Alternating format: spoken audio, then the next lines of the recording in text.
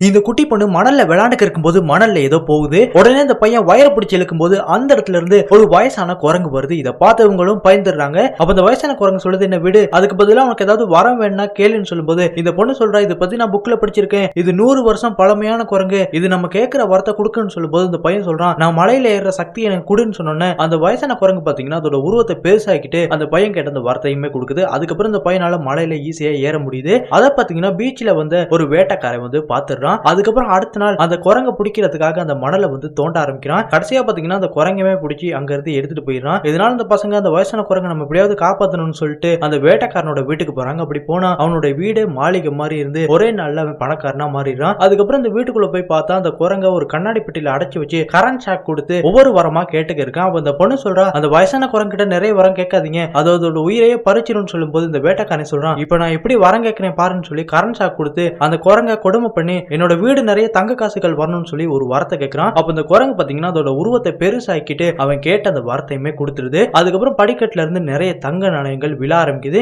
இந்த பக்கமா அந்த வயசான குரங்கு இங்க இருந்து போயிருங்க பசங்களான்னு சொல்லும் போது இந்த பசங்க பாத்தீங்கன்னா அந்த குரங்க தூக்கிட்டு அங்க இருந்து ஓடி வந்துடுறாங்க. அப்படி இந்த பக்கமா அவனோட வீடு முழுக்க தங்க நாணயங்கள் நிறைஞ்சி பேராசை பிடிச்சி அந்த இடத்துல அவன் இறந்து போயிடுறான். அப்படி இந்த பக்கம் அந்த வயசான குரங்கோட உயிர் கொஞ்சம் கொஞ்சமா போய்க்கு இருக்கு. இதனால இந்த சின்ன பொண்ணு அவளோட சூழல இருந்து மணல் எடுத்து அந்த வயசான குரங்கு கொட்டினோன்னு அதுக்குமே மூச்சு விட ஆரம்பிக்குது. இப்படியே அடுத்த நாள் பாத்தீங்கன்னா அந்த வயசான பூதத்தை ஒரு பாதுகாப்பான ஒரு இடத்துல கொண்டு போய் விட்டுட்டு அப்ப இந்த வயசான குரங்கு உங்களுக்கு ஏதாவது வர வேணும்னா கேளுங்கன்னு சொல்லும்போது இந்த பொண்ணு பாத்தீங்கன்னா சுயநலம் இல்லாம இன்னும் 100 வருஷம் யாரு கண்ணிலே நீ படாம ஓய்வு எடுக்கணும்னு சொல்லி ஒரு வரத்தை வந்து கேட்கிறா. இதை கேட்ட இந்த குரங்கு ரொம்ப சந்தோஷப்பட்டு அவங்களுக்கு நன்றியை சொல்லிட்டு மணல்ல ஓய்வு எடுக்கிறதுக்காக போகுது.